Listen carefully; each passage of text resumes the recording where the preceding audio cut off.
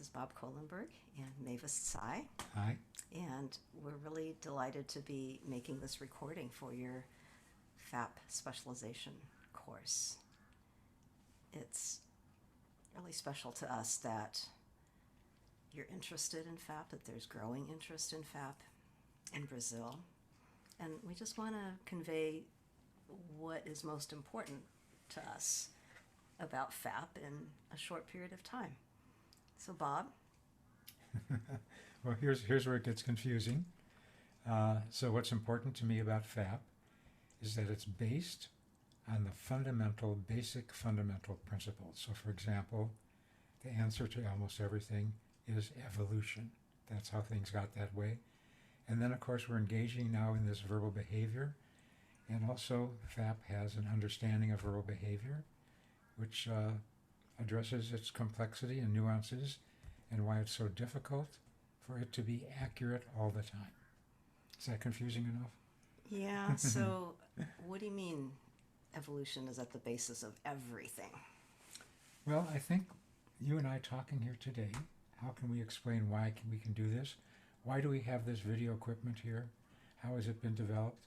So I would say, well, if we want to understand where that all came from, we could look back to evolution. That's not very useful because it's not a very concrete answer, but just state how general everything is. Not satisfying, right? Well, it seems to be really important to you. It is. So, It is. And the reason that's important to me is one of the misunderstandings that trouble me most about FAP is we have lots of little features and techniques that we use and things that we do in therapy, and people characterize those particular incidents, particularly, like, for example, the idea of reinforcement. They look at that and they say, oh, that's what FAP is all about. And I'm very concerned about that. Reinforcement is very important. On the other hand, FAP, when I say it's based on evolution, that actually tells us something about why reinforcement is important. Confusing, right? well, so as part of this course, you're going to be learning about the 5 rules of FAP. And we're just going to go through them really quickly here because you're going to learn about them in great detail. But rule 1 is being aware of clinically relevant behaviors. The definition of clinically relevant behaviors being what clients bring from their daily lives into the session that are either problems or that we can focus on as improvements. So CRB1s are the problematic behaviors that relate to their daily life problem behaviors, and CRB2s are the target behaviors or the improvements that we're trying to shape. So rule 1 is being aware of clients' clinically relevant behaviors. And what's important, Beth, you said, is that it's brought into the session with the therapist. Very, very important. And rule 2 is evoking CRBs, evoking clinically relevant behaviors. We can deliberately, intentionally evoke them, or they can be evoked just by the course of therapy itself. But when CRB1s come up, we can then shape them into CRB2s. And the mid-level term for this is courage, because often it takes courage to be intentional. And we're asking our clients to step out of their comfort zones and engaging in behaviors they haven't done before. And as therapists, we also need to be courageous. And then rule 3 is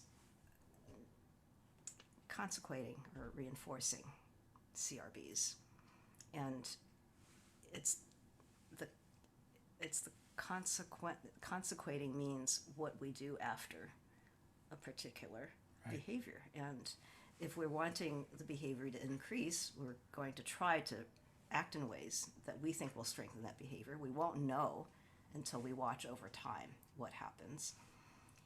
And I don't know how you feel about this, Bob, but I really prefer to focus on positive reinforcement, authentic positive reinforcement, rather than blocking or punishing or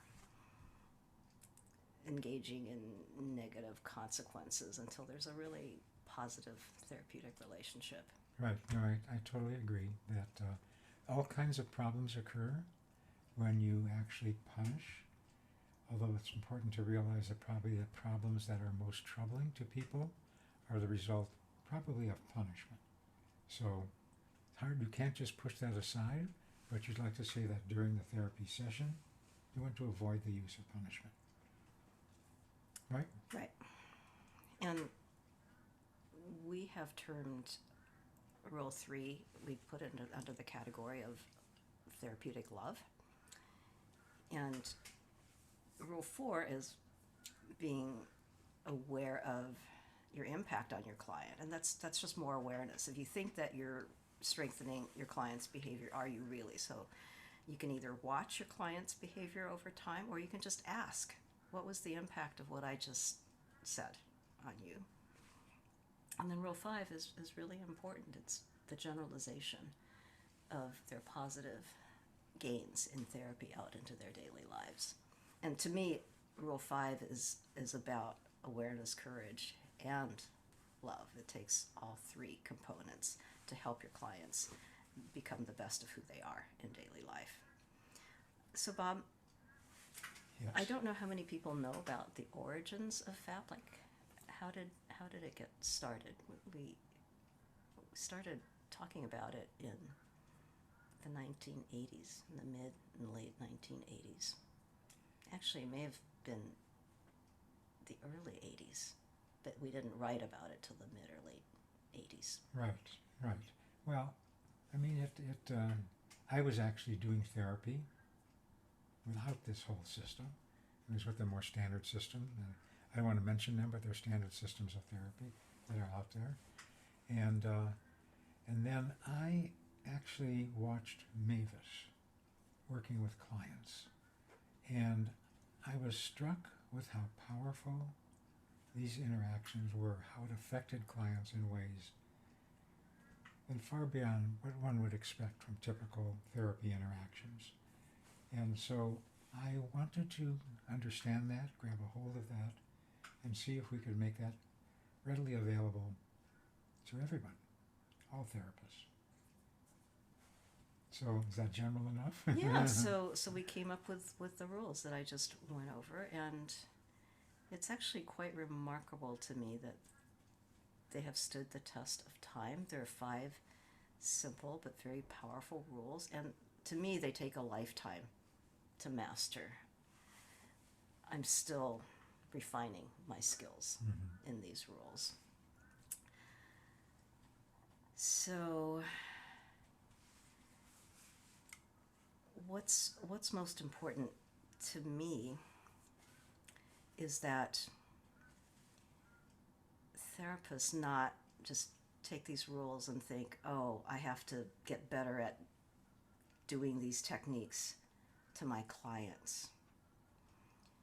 I think that FAP, or ACL, awareness, courage, and love, is really a way of life, that we practice it in our daily lives, not just with our clients, but with the people that we interact with, so that when we walk into the therapy office, we're not putting on a therapist hat. We're being our authentic selves, focused on helping our clients. So we don't become a different person just because we walk into a therapy room.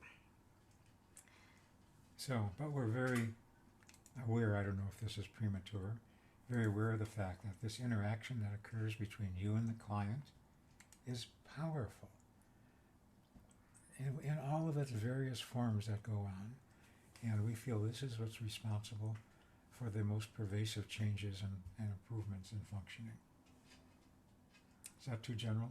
No, because you're talking about the power of the therapeutic relationship, and that anything that's really truly meaningful is like right in this moment. Yes. Like in this moment, we are creating this video and we are interacting with each other, and I am just appreciating you so much. And of course, I'm appreciating you so much, and so you think that's conveyed in what we're doing right now? So I hope so. I hope But so too. I don't know that it matters because it's between you and me. So I want to talk about the ACL model and how I've been wanting to bring it out into the world and how you've been supporting me with that, Bob. So there are FAP purists who think that FAP needs to stay strictly with the behavioral principles from, the radical behavioral principles from Skinner, that it needs to stay there. And we need to focus on the rules, don't dilute them with mid-level terms.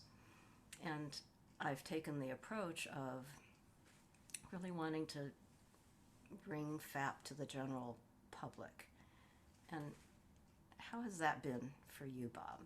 Just watching the conflict in the FAP community between let's stay with pure FAP versus people who are gravitating more towards the ACL model.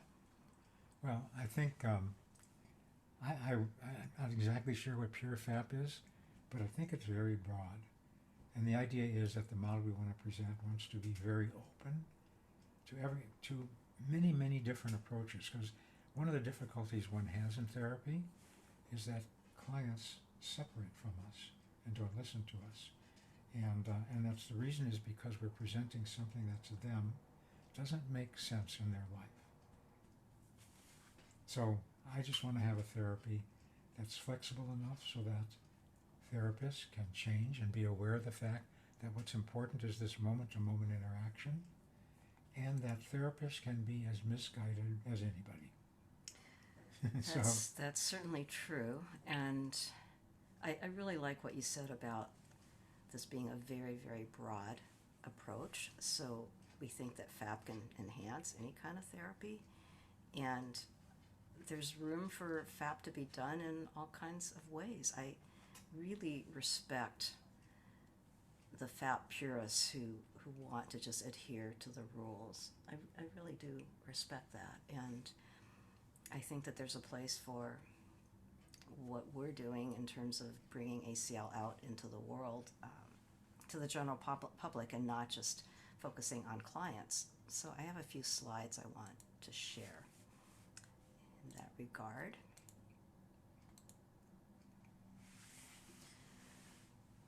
So this is about how do we generalize FAP, and I just want to encourage, inspire everyone, therapists and clients alike, to live as boldly and dare as greatly as we can to claim a world where every life is precious.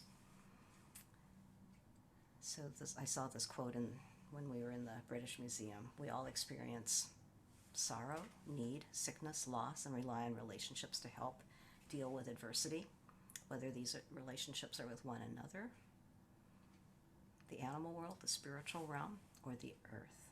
So every life is precious, and there's so much strife going on in the world these days. We just saw this really powerful play on the Palestinian-Israeli conflict, and so my hope is that we can eventually come to peace with everyone, where every life is precious. Yes. And to love in a way that we've never loved before. I really like this quote. You've got to dance like nobody's watching, love like you've never been hurt, and sing like nobody's listening, live like it's heaven on earth.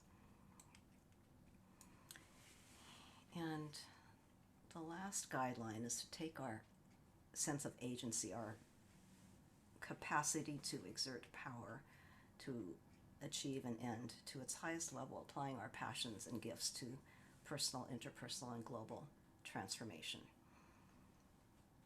So I don't know who you all are that's going to be watching this, but I know that you all have gifts and passions, and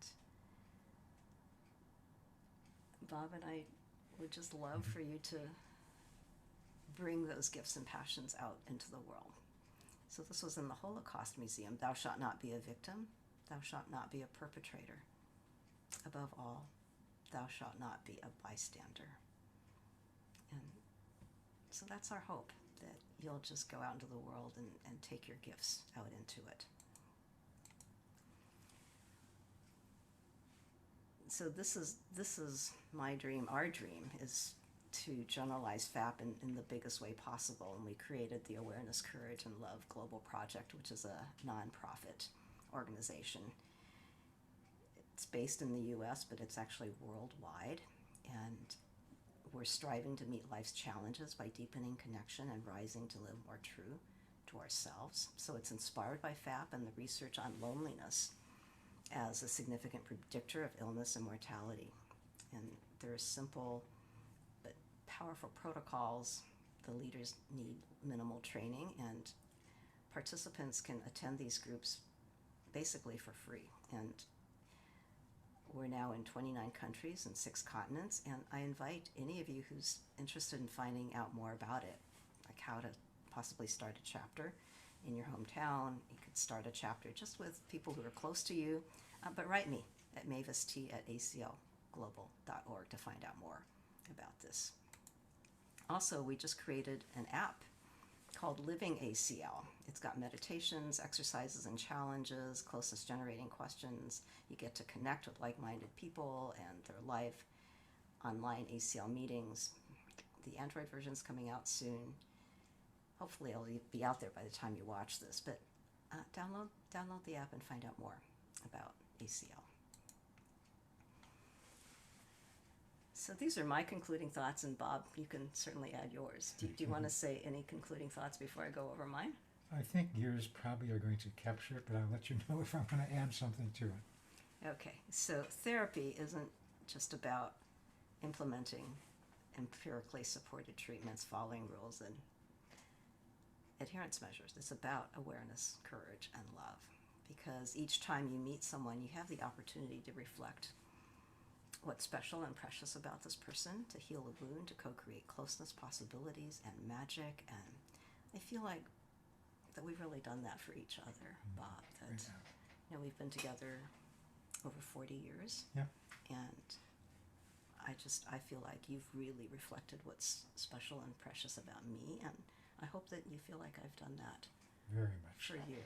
Very Yeah. much so. Yeah, it's just been incredible co-creating this therapy with you, and seeing when we wrote that first FAP book, I think you wrote in the foreword, if this changes just one life, it'll be worth it. And Yes. we've impacted just tens of thousands of people, and it's been just the most amazing journey with you. Yes, it has. So, and that's my feeling exactly. Yeah. So back to concluding thoughts.